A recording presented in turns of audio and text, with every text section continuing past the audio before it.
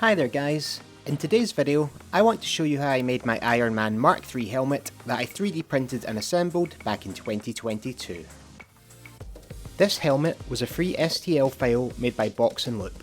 I'll link their channel below along with a link to the Iron Man file, so a big thank you to Box and Loop for this free file.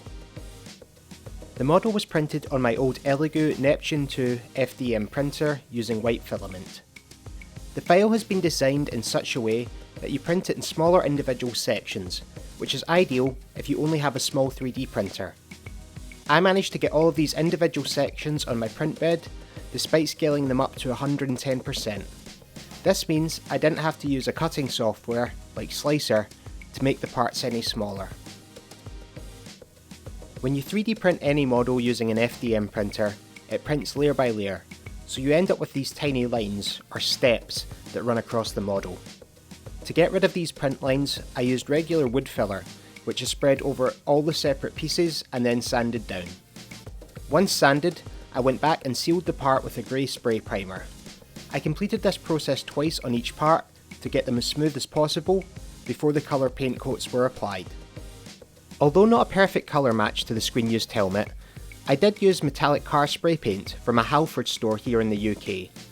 The two main paints I used for Iron Man's iconic look were Nissan Flame Red and Nissan Gold. Once all the pieces were smoothed and painted, I followed the guide that Box and Loop provided to assemble them together using super glue and tiny M1 screws. Included in the helmet file are these decorative bolts, or screw heads you can also 3D print, that go in the top of the faceplate and the helmet here. I made this project back before I had my UV resin printer, so the screw heads didn't print in high enough detail on my old FDM printer. What I did instead was use real metallic nuts and bolts. Although not entirely movie accurate, I think it does look cool. The original file does have a faceplate you can motorise that will move up and down just like in the movie. At the time I made this, unfortunately, it was going to be out with my budget to motorise the faceplate, so I opted for magnets instead, which allows the wearer to remove the faceplate.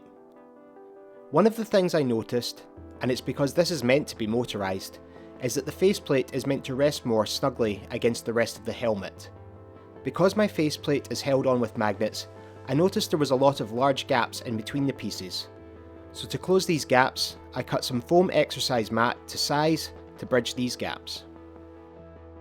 The foam mat I used to fill the gaps were originally sprayed with Nissan Flame Red, but due to the porous nature of the foam, it absorbed most of the colour. So I ended up painting over this with red acrylic paint instead, and it blends in nicely with the rest of the helmet. Iron Man's movie look would not be complete without his light up eyes, so to achieve this, I bought a cosplay light kit from eBay.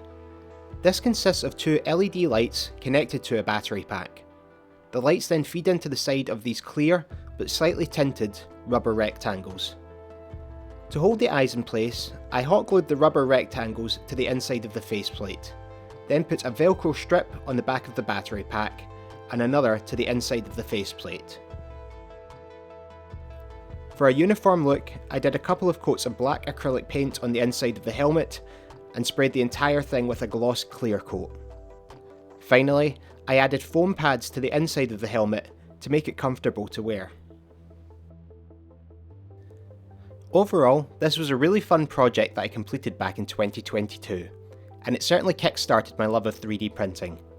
If you enjoyed this video and want to see more projects like this in the future, then be sure to click the like button and subscribe to my channel. Thank you for watching.